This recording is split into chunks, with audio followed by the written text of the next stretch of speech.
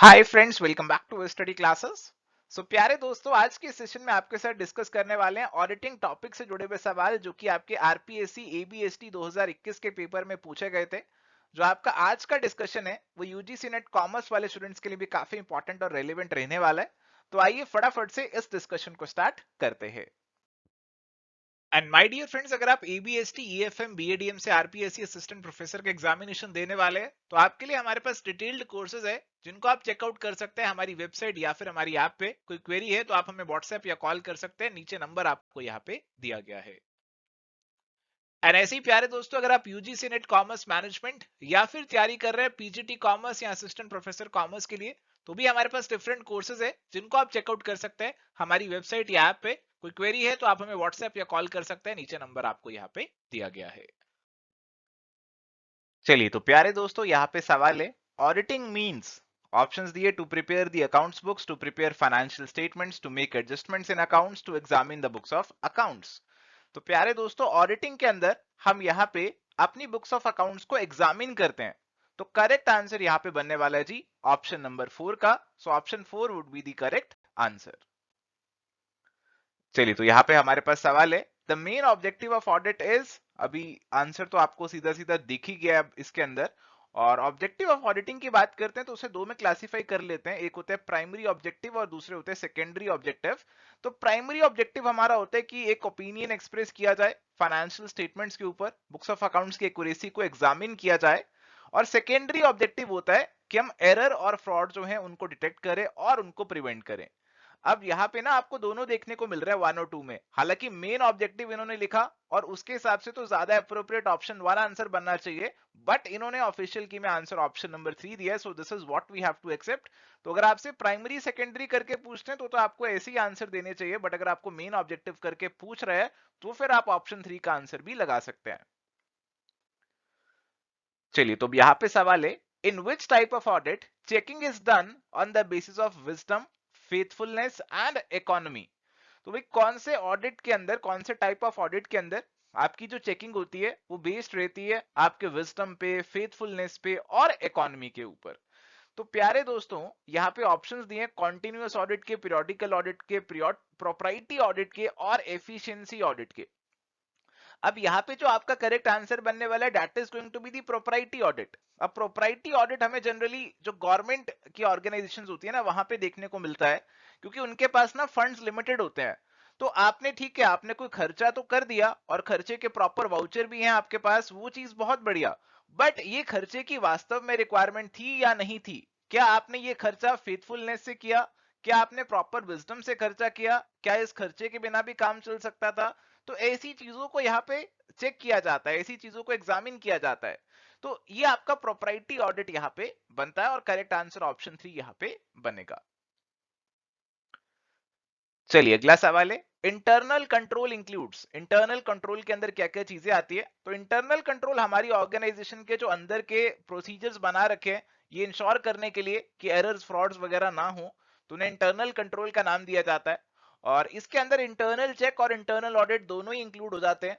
Internal check का मतलब होता है कि हमने कुछ ऐसे चेक लगा रखे कि एक एम्प्लॉय का काम ऑटोमेटिकली दूसरे एम्प्लॉय से चेक हो जाता है। जैसे आप कैश की ड्यूटी लगा रहे हैं और दो लोगों को ड्यूटी दे रहे हैं कैश संभालने की, तो उस केस में एक का काम दूसरा ऑटोमेटिकली चेक कर लेगा। और इंटरनल ऑडिट तो इंटरनल एग्जामिनेशन है इंटरनल कंट्रोल्स की कि वो सही से काम कर रहे हैं या नहीं कर रहे। तो 1 और 2 दोनों इसके अंदर इंक्लूड हो जाएंगे। Correct answer would be option number 3।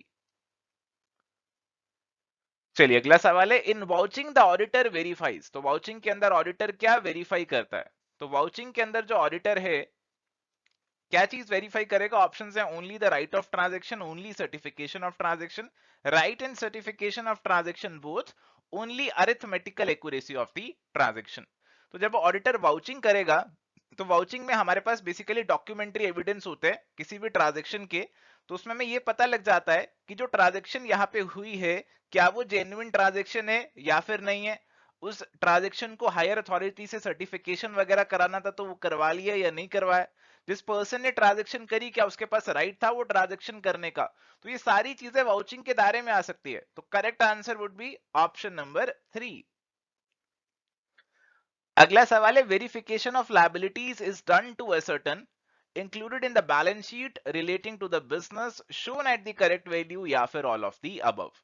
तो प्यारे दोस्तों, जो आपकी लायबिलिटीज है आप उनको वेरीफाई करते हैं। तो आप ये देखते हैं कि आपने लायबिलिटी को बैलेंस शीट में डाल दी है, आपकी लायबिलिटी बैलेंस आपके बिजनेस से जुड़ी हुई है और आपकी लायबिलिटी आपने करेक्ट वैल्यू पे दिखाई हुई है, तो ये सारी चीजें इसके अंदर आ जाती है। तो correct answer would be option number 4, all of the above.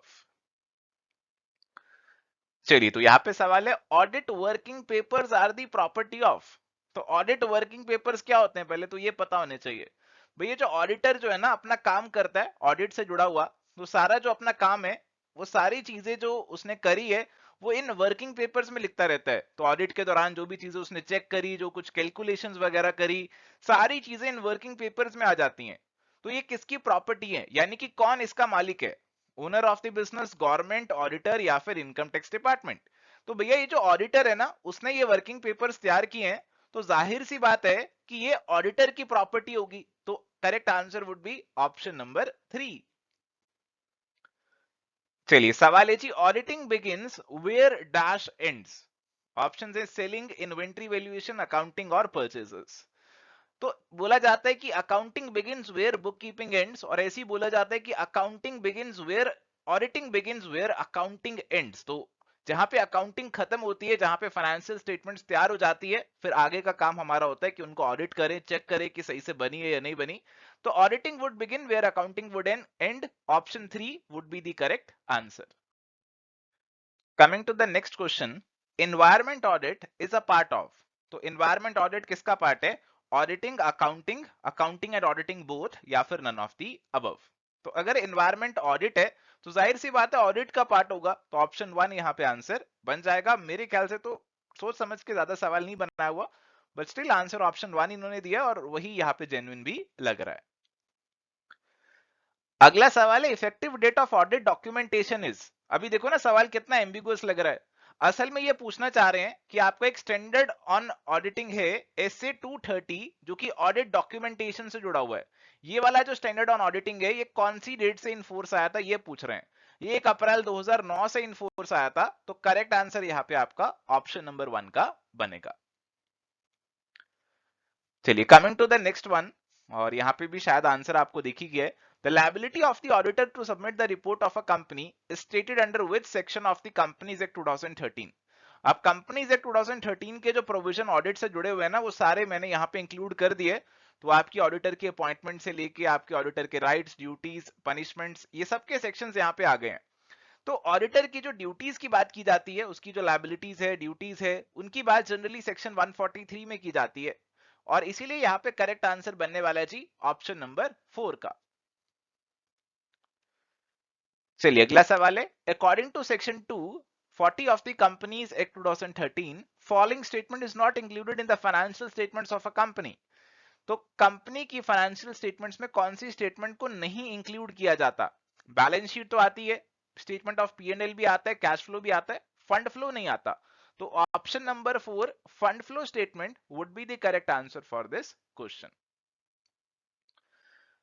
Question is, restriction on issue of shares at discount is not applicable according to section 53 of the Companies Act 2013. Options है on equity shares, preference shares, on sweat equity shares, all of the above. अब आपको याद रखना है कि हमारा जो companies act 2013 है ना वो रिस्ट्रिक्शन लगाए बैठा है कि आप डिस्काउंट पे शेयर्स इशू नहीं कर सकते, बट वो रिस्ट्रिक्शन हमारी एप्लीकेबल नहीं है ऑन स्वेट इक्विटी शेयर्स, और इसीलिए करेक्ट आंसर यहाँ पे बनने वाला है जी ऑप्शन नंबर 3 का। चलिए, अगला सवाल, और फिर से आपका कुछ सेक्शन पूछा यहाँ पे, in which section of the companies act 2013 provisions of the appointment of the first auditor are given. तो ऑडिटर की अपॉइंटमेंट से जुड़े हुए जो सारे प्रोविजन आते हैं ना वो आपके सेक्शन 139 में आ जाते हैं। तो 139, 140, 141, 142 ये आपके ऑप्शंस हैं, और आप आसानी से मार्क कर सकते हैं ऑप्शन नंबर 1 आपका करेक्ट आंसर यहाँ पे बनेगा। चलिए, coming to the next question, a statutory auditor has a right of access at all times to only books of accounts of the company, only books of accounts and documents of the company, books of accounts, documents and vouchers of the company, notices and documents of the company. तो हमारे जो statutory auditor होते हैं ना उनके पास यहाँ पे right होते हैं कि वो एक्सेस कर सकते हैं बुक्स ऑफ अकाउंट्स को भी, डॉक्यूमेंट्स को भी और वाउचर्स को भी, इन सभी को एक्सेस कर सकते हैं। तो here correct answer would be option number 3। Now coming to the next question, which of the following statement is not true regarding continuous audit? तो continuous audit इसका मतलब है कि कंटिन्यूसली आपकी चेकिंग वगैरह ऑडिटिंग का काम चलता जा रहा है। तो एक पीरियोडिक ऑडिट होता है कि कुछ टाइम के बाद ऑडिट हो रहा है, बट कॉन्टिन्यूस में तो ये सारा टाइम या मतलब ऑलमोस्ट रेगुलरली ऑडिट का काम चलता रहता है। ठीक है जी। तो अभी it may be carried out on a daily basis, तो डेली बेसिस पे कॉन्टिन्यूस ऑडिट हो सकता है। एक्सपेंसिव तो पड़ेगा ही पड़ेगा अगर आप रेगुलरली ऑडिट करवाओगे। Detail checking of accounts is possible, हाँ तो आप रेगुलर करोगे तो डिटेल चेकिंग पॉसिबल है। It is needed when the organisation has a good internal control system. तो अगर आपका इंटरनल कंट्रोल सिस्टम ही अच्छा है तो फिर आपको कॉन्टिन्यूस ऑडिट करवाने की जरूरत नहीं है, फिर आप पीरियोडिकली ऑडिट भी करा सकते हैं। तो इसीलिए ये वाला जो पॉइंट है वो सही नहीं है। Option 4 would be the correct answer for this question. Coming to the next one, balance sheet audit does not include. तो बैलेंस शीट ऑडिट के अंदर क्या चीजें नहीं आएंगी?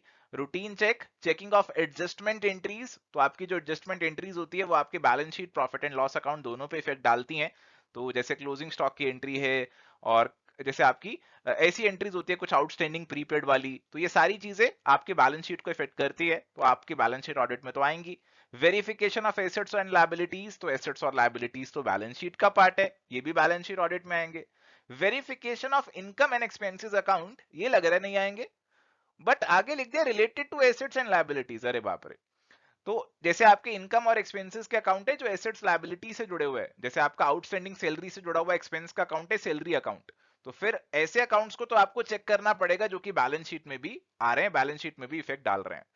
तो यहाँ पे 2, 3 और 4 तो चेक होंगे। रूटीन चेकिंग इसके अंदर नहीं आएगी, क्योंकि बैलेंस शीट जब आपकी बनेगी तभी उस बैलेंस शीट की पूरी चेकिंग होगी, उसके एसेट्स, लायबिलिटीज, एडजस्टमेंट एंट्रीज, ये सब की।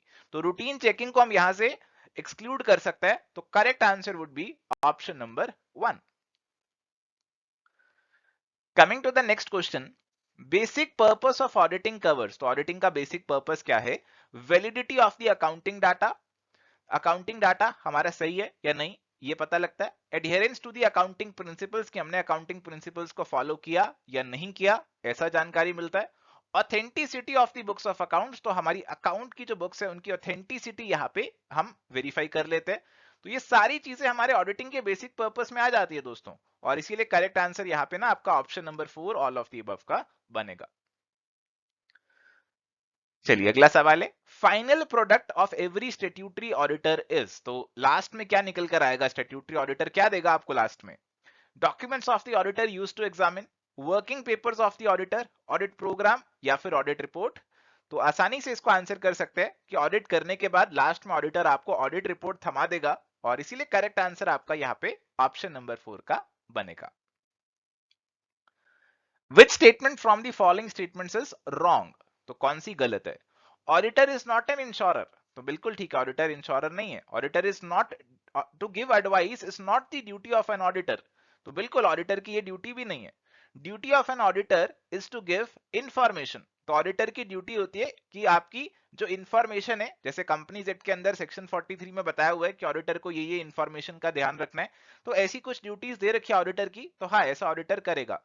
Auditor is liable to give compensation, तो ऑडिटर की कोई लायबिलिटी नहीं है किसी को कंपनसेट वगैरह करने की, वो तो केवल अपना ओपिनियन दे रहा है आपकी फाइनेंशियल स्टेटमेंट्स के ऊपर, वो कोई इंश्योरर नहीं है, वो कोई गारंटी नहीं दे रहा है यहाँ पे, तो कोई कंपनसेशन के लिए वो लायबल नहीं होगा, और इसीलिए ऑप्शन नंबर 4 हमारा यहाँ पे करेक्ट आंसर बन जाएगा। Coming to the next question, which is not the duty of a company auditor on the basis of court decision. Auditor should be honest. Auditor should check substantial accuracy. Auditor should work as a watchdog and not a bloodhound. Auditor should work with suspicion. तो प्यारे दोस्तों, auditor को honest होना है, उसको accuracy वगैरह check करनी है, वॉचडॉग की तरह काम करना है, बट उसे सस्पिशन के साथ काम नहीं करना। देखो अगर आपको किसी कंपनी का ऑडिटर अपॉइंट किया जाए तो आपको ये सोच के उस ऑडिट पे नहीं जाना कि ये कंपनी में पक्का फ्रॉड हुआ है। आपको तो इनिशियली यही सोच के साथ जाना है कि ये कंपनी बिल्कुल ठीक है, कंपनी बिल्कुल अच्छी है, लोग बहुत अच्छे हैं, पर बाद में अगर आप चेकिंग करते हैं उसमें आपको कोई सस्पिशन आती है, उसमें आपको कुछ लगता है कि गड़बड़ घोटाला हो सकता है, तो फिर आप अपनी चेकिंग को बढ़ा सकते हैं। बट इनिशियली आपको प्री कंसीव्ड सस्पिशन के साथ अपना काम शुरू नहीं करना। आपको इस सोच से काम की शुरुआत नहीं करनी कि इस कंपनी में पक्का फ्रॉड हुआ है। ठीक है, और इसीलिए ऑप्शन नंबर 4 यहाँ पे ऑडिटर की ड्यूटी नहीं बनेगी on the basis of court decision. तो correct answer would be option number 4, और यहाँ पे जो रेलेवेंट कोर्ट डिसीजन है ना वो भी मैंने यहाँ पे नीचे लिख दिया है। किंगस्टन कॉटन मिल्स वाला तो केस आपके लिए बहुत ज्यादा इंपॉर्टेंट है और काफी एग्जाम्स में पूछा भी जाता है, तो इसके बारे में तो आपको डिटेल में स्टडी कर लेनी चाहिए। Coming to the next question, who will be responsible for errors in audit report if statutory auditor relies on the work of internal auditor? Statutory auditor, management, share holder या फिर internal auditor? अभी क्या होता है कि जो statutory auditor है वो अपना काम करने आता है, ऑडिट करने आता है। अब स्टेट्यूटरी ऑडिटर जनरली साल के एंड में आता है और ड्यूरिंग द ईयर आपका जो इंटरनल ऑडिटर है वो यहाँ पे आपकी जो चेकिंग वगैरह वो करता रहता है। अब जब स्टेट्यूटरी एडिटर साल के एंड में आएगा तो वो इंटरनल ऑडिटर की जो रिपोर्ट है उसे भी मंगवा के एक बार चेक करवा सकता है।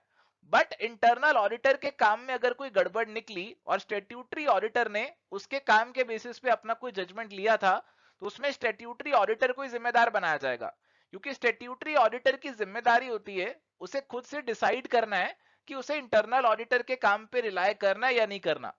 ऐसे ही आप किसी के काम पे रिलाय नहीं कर सकते। आपको सोच विचार करना चाहिए कि किसी के काम पे रिलाय किया जाए या ना किया जाए। अगर आपको लग रहा है कि इसका काम रिलायबल नहीं है तो फिर उस केस में आप अपना फ्रेश तरीके से चेकिंग भी कर सकते हैं। तो इस केस में आप स्टेट्यूटरी ऑडिटर को ही लायबल बनाएंगे।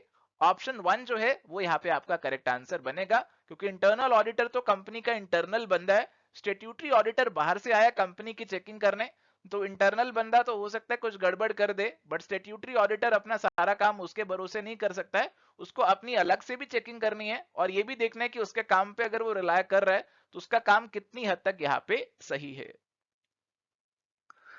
अगला सवाल है, cost audit does not cover performance audit, propriety audit, efficiency audit या फिर पीरियोडिकल ऑडिट। तो प्यारे दोस्तों, अगर मैं कॉस्ट ऑडिट के एस्पेक्ट्स की बात करता हूं ना, मैंने इसे काफी सर्च किया तो मेरे को दो एस्पेक्ट्स मिले, प्रोप्राइटी ऑडिट और एफिशिएंसी ऑडिट। मेरे ख्याल से इन्होंने ऑफिशियल आंसर की में ऑप्शन नंबर 1 दी है। मेरे ख्याल से 1 और 4 दोनों भी हो सकते हैं। और यहाँ पे प्रोप्राइटी ऑडिट तो अभी आपके साथ ऑलरेडी डिस्कस कर ही लिया है। एफिशिएंसी के अंदर भी हमारा मकसद ये होता है कि कम से कम खर्चा करके आपका जो काम है वो निकल जाए। तो प्रोप्राइटी और एफिशिएंसी ऑडिट जो है ना, they are the two most important aspects of the cost audit. चलिए अगला सवाल है, central government can issue order for cost audit to those companies which are engaged in the following activities under section 128 of the companies act 2013, production, processing, manufacturing, mining, cement, cycle and tyre tube, all of the above. तो cost audit generally आपकी जो manufacturing companies हैं, mining वगैरह कर रही है, तो उन सब के लिए कॉस्ट ऑडिट जो है सेंट्रल गवर्नमेंट करवाने के लिए कहती है। तो कहीं ना कहीं आप इन सभी को इसके अंदर इंक्लूड कर सकते हो। तो here answer is going to be option number 4। Coming to the next question, cost audit is for the purpose of, तो आपका जो कॉस्ट ऑडिट हो रहा है उसका पर्पस क्या है? कॉस्ट को कंट्रोल करना, cost reduction, proper utilisation of the scarce resources, all of the above. तो आपका जो कॉस्ट ऑडिट है उसके अंदर आपका ये भी मकसद रहता है कि कॉस्ट कम से कम रहे, उसे कंट्रोल करे, कॉस्ट की रिडक्शन, कॉस्ट को हम रिड्यूस कर दे, और प्रॉपर यूटिलाइजेशन हो, स्कार्स रिसोर्सेज का कोई वेस्टेज वगैरह नहीं होना चाहिए, एफिशिएंसी के साथ काम होना चाहिए। तो ये सारी चीजें आपकी कॉस्ट ऑडिट के अंदर आ जाती है, और option 4 all of the above यहाँ पे करेक्ट आंसर आपका बनने वाला है, क्योंकि ये सारी चीजें आपकी कॉस्ट ऑडिट से जुड़ी हुई है। चलिए, तो यहाँ पे सवाल है, which is not a feature of bank audit, all expenses and income have been duly accounted for and profit is correctly worked out। तो बैंक ऑडिट में आप ये चीजें तो चेक करेंगे। Regarding reporting regarding non profit non performing assets is not a feature of bank audit. तो bank audit के अंदर तो आप एनपीएस को जरूर चेक करेंगे, तो ये रिपोर्टिंग आपको करनी पड़ेगी। तो ऑप्शन नंबर 2 गलत है, क्योंकि ये नॉट वर्ड कह रहे कि not a feature. Provision of bank audit, audit जो है बैंकिंग रेगुलेशन एक्ट 1949 में दे रखे हैं। Auditor have to certify the balance sheet of the bank at the closure of the financial year, reveal true and fair view of the bank. तो ये भी बिल्कुल सही है, और यहाँ पे आपका जो आंसर है that is going to be option number 2, because it is not a feature of bank audit. Of which company audit is known as the balance sheet audit? Insurance company, banking company, holding company, electricity company. तो कई बार banking audit को जो है ना balance sheet audit भी कहा जाता है। तो अभी पीछे हमने जो क्वेश्चन था उसमें लास्ट वाला ऑप्शन ऐसे ही दिया था कि ऑडिटर जो है बैलेंस शीट को सर्टिफाई करता है, और बैंकिंग कंपनी के अंदर बैलेंस शीट की काफी इंपॉर्टेंस होती है, तो उसे बैलेंस शीट ऑडिट भी कई बार कह सकते हैं। तो answer is going to be option number 2, because it is the most appropriate one. चलिए, coming to the next question, which statement is incorrect regarding insurance audit? Vouching of the income and expenditure are necessary for insurance audit, तो बिल्कुल सही है। Auditor should do verification of the assets and liabilities, तो verification भी करना चाहिए। Auditor is not be conversant with the provisions of the Insurance Regulatory and Development Act 1999। तो हमारा जो IRDA Act 1999 है उसके प्रोविजंस ऑडिटर को मालूम होने चाहिए। यहाँ पे कह रहे कि मालूम होने जरूरी नहीं है, तो ये वाला आपका गलत हो जाएगा। Auditor performs an insurance audit to ensure that the customer has paid the appropriate premium for the risk covered to him। तो आप इसको भी कहीं ना कहीं इंक्लूड तो कर सकते हैं, बट 3 वाला इंक्लूड नहीं हो सकता है, क्योंकि IRDA एक्ट को तो फॉलो करना पड़ेगा ऑडिटर को। ऑप्शन नंबर 3 यहाँ पे आपका जो आंसर है वो यहाँ पे बन जाएगा। अगला सवाल है, the provisions regarding the audit of banks are contained in the banking regulation act of. तो अभी आपके साथ एक सवाल में डिस्कस भी किया कि बैंकिंग रेगुलेशन एक्ट 1949 के अंदर आपके ऑडिट के प्रोविजन दे रखे हैं, और उसके अंदर भी सेक्शन 30 जो है वो बेसिकली बात करता है आपके ऑडिट की। The provisions regarding maintenance of the accounts and audit of the insurance company are made under. तो इंश्योरेंस कंपनी का जो ऑडिट होता है, companies act 2013, insurance act, SEBI rules, insurance regulatory and development act 1999। अब इसके अंदर ना दो चीजें आती है, एक तो आपका इंश्योरेंस एक्ट भी है 1938 वाला, और एक आपका IRDA एक्ट भी है 1999 वाला। तो दोनों में आपको ऐसे कुछ प्रोविजन दिख जाएंगे ऑडिट से जुड़े हुए। तो अभी इन्होंने जो आंसर है आई थिंक ऑप्शन 4 दिया था ऑफिशियली, बट मुझे लग रहा है इंश्योरेंस एक्ट 1938 भी तो हो सकता था। फिलहाल मैं इनके आंसर से पूरे तरीके से सहमत नहीं हूं। आपको कुछ लग रहा है, आपका कोई कमेंट है तो आप मेरे साथ जरूर शेयर कर सकते हैं इस वीडियो पे कमेंट करके। चलिए, अगला सवाल है, identify the incorrect statement with reference to charitable trust audit. तो आपके जो चैरिटेबल ट्रस्ट का यहाँ पे ऑडिट है, उनको लेकर कौन सी स्टेटमेंट यहाँ पे गलत है, इनकरेक्ट है? Trust audit assures the creators of the trust and those beneficiaries are reliable. ये पहली वाली स्टेटमेंट मुझे ना क्लियर ही नहीं लग रही है, ऐसा लग रहा है अधूरी स्टेटमेंट है। In India, the Indian Income Tax Act 1961 provides for non-inclusion of certain incomes of the public trust in their taxable income। तो कुछ इनकम्स आपकी टैक्सेबल इनकम में इंक्लूड नहीं होती हैं as per the income tax act, तो सही है। Auditor should verify cash and bank balance, investment and other assets, तो ये भी ठीक है। Many public trust get their accounts audited pursuant to the requirements of the income tax act 1961, तो ये भी ठीक है। और पहले वाला मुझे कुछ एम्बिगुअस लग रहा है, और इन्होंने यही आंसर में दे दिया है। ऑप्शन नंबर 1 जो है that is the correct answer. चलिए, अगला सवाल है, penalties for contravention of the prescribed norms for financial statements under section 129 of the companies act 2013। तो प्यारे दोस्तों, सेक्शन 129 हमारा जो कंपनीज एक्ट का है, वो ये कहते हैं कि आपको जो है आपकी कंपनी की जो फाइनेंशियल स्टेटमेंट्स बनानी है, तैयार करनी है, you have to make sure कि बिल्कुल सही बनाओ। They should have a true and fair view of the state of affairs of the company. Accounting standards को आपको कंप्लाई करना है। तो अगर सेक्शन 129 के प्रोविजंस को आप फॉलो नहीं करते हैं तो फिर पेनल्टी लग सकती है। उसके अंदर आपके 1 और 2 दोनों इंक्लूड हो जाते हैं। तो answer is going to be option number, option 3 भी हो सकता है, अरे 4 भी हो सकता है। इन्होंने पता नहीं 4 दिया, तो ये सवाल सही से फ्रेम्ड नहीं है इतना। हाँ, पर ये सेक्शन 129 क्या होता है ये आपको जरूर मालूम होना चाहिए। Under which section of the Companies Act 2013 provision for the maintenance of accounts are given? तो अकाउंट्स की जो मेंटेनेंस करनी है उसके प्रोविजन अभी तो हमने बिल्कुल देखा कि सेक्शन 129 तो बात कर रहा था कि आपके जो फाइनेंशियल स्टेटमेंट्स है उनके बारे में, और सेक्शन 128 जो कि इससे पहले आता है वो बात करता है आपके बुक्स ऑफ अकाउंट्स की। तो 128 बुक्स ऑफ अकाउंट्स की बात करता है और 129 फाइनेंशियल स्टेटमेंट्स की बात करता है। तो यहाँ पे करेक्ट आंसर आपका ऑप्शन नंबर 1 का बनेगा। On which matter an auditor should focus at the time of audit of the educational institution? तो अगर ऑडिटर कोई एजुकेशनल इंस्टीट्यूशन का ऑडिट कर रहा है तो कौन से मैटर्स पे, कौन सी चीजों पे फोकस करना होगा? Test of the acts and the rules, तो जो उसके एक्ट से रूल्स बने हुए हैं उसको चेक करना है। इनकम एंड एक्सपेंडिचर को चेक करना है, एसेट्स लायबिलिटीज को चेक करना है। तो सभी चीजें आ जाएंगी। Answer would be option number 4, all of the above. इस एग्जामिनेशन में मैं ये देख रहा हूँ कि काफी क्वेश्चंस के ना answer all of the above है, और काफी सारे क्वेश्चंस ऐसे बनाए भी गए हैं, तो ऐसा लग रहा है फटाफट से सवालों को फ्रेम किया गया। खैर, स्टूडेंट के पर्सपेक्टिव से तो काफी बढ़िया रहा होगा। चलिए, अगला सवाल है, in efficiency audit, audit is conducted of the following. तो एफिशिएंसी ऑडिट के अंदर आपका बेसिकली यहाँ पे चेक करना रहता है कि हमने काम को एफिशिएंटली किया या नहीं किया, और इसके अंदर आपके ह्यूमन रिसोर्सेज है, use of the plant and machinery है, efficient use of the capital है, तो इन सभी चीजों की एफिशिएंसी आ जाती है। आपके मैन, मटेरियल, मशीन, सब चीजों ने एफिशिएंटली काम किया या नहीं किया, ये सारी चीजें आपकी आ जाती है। इसे परफॉर्मेंस ऑडिट और प्रॉफिटेबिलिटी ऑडिट भी कई बार बोल दिया जाता है।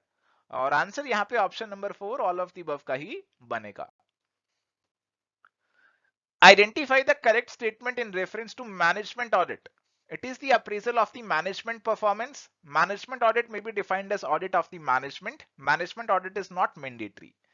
तो ये सारी बातें सही है मैनेजमेंट ऑडिट से जुड़ी हुई। तो मैनेजमेंट ऑडिट के अंदर हम ये चेक करते हैं कि मैनेजमेंट ने जो कंपनी के ऑब्जेक्टिव्स के लिए काम किया वो सही से नहीं किया, सही से किया या नहीं किया, और कैसे वो अपने काम को और बेहतर कर सकते थे, इफेक्टिवली कर सकते थे। ये मैंडेटरी नहीं है कंपनीज एक्ट वगैरह के अंदर, किसी लॉ के अंदर, और इसीलिए आंसर यहाँ पे आपका option 4 all of the above का बनेगा। चलिए, coming to the next question, what is an important aspect for internal control in EDP audit. तो प्यारे दोस्तों, हमारे पास ईडीपी रहता है, इलेक्ट्रॉनिक डाटा प्रोसेसिंग। तो ईडीपी ऑडिट के अंदर इनमें से कौन सा एक इंपॉर्टेंट एस्पेक्ट है इंटरनल कंट्रोल से जुड़ा हुआ। देखो, ईडीपी ऑडिट जब आप कंडक्ट कर रहे हैं तो फिर आप एक इंफॉर्मेशन जो आपके सिस्टम्स है वैसे एनवायरनमेंट के अंदर ऑडिट कंडक्ट कर रहे हैं। आपका टेक्नोलॉजी, कंप्यूटर्स, ये सब चीजें इस्तेमाल हो रही है, तो आप उनका ऑडिट करने वाले हैं। तो फिर आपको कहीं ना कहीं ये इंश्योर करना पड़ेगा कि जो इंटरनली कंट्रोल्स लगे हुए हैं वो कंट्रोल्स सही है या फिर नहीं है। और इनके अंदर आपको जो एस्पेक्ट्स पे फोकस करना है, ये सभी एस्पेक्ट्स पे फोकस करना है आपको। एडमिनिस्ट्रेटिव कंट्रोल पे, कि एडमिनिस्ट्रेटिव क्या कंट्रोल्स लगा रखे हैं। जैसे हो सकता है ना कि आपने जो आपका मेन सर्वर वाला रूम है उस पर कुछ कंट्रोल्स लगा रखे हो, उसको ताला लगा रखा हो, कुछ पासवर्ड्स लगा रखे हो। सिस्टम डेवलपमेंट कंट्रोल, कि जो आपका ईडीपी का सिस्टम बन रहा है उसकी जो डेवलपमेंट हो रही है उसको लेकर कंट्रोल क्या लगा रखे हैं, कि सिस्टम में ही अगर झोल कर दिया तो फिर आगे सारा काम ही गड़बड़ हो जाएगा। Procedural control and organisational control, तो प्रोसीजरल आपने कुछ कंट्रोल लगाए हो सकते हैं कि अगर आपको किसी ट्रांजैक्शन को चेंज करना है, एडिट करना है, तो उसके लिए आपको किसी की परमिशन वगैरह लेनी पड़ेगी। तो ये सभी चीजों को ऑडिटर को इंश्योर करना है, चेक करना पड़ेगा इंटरनल कंट्रोल पे रिलाय करने से पहले। और correct answer here would be option number 4 all of the above. चलिए, अगला सवाल है, performance audit is an important aspect of.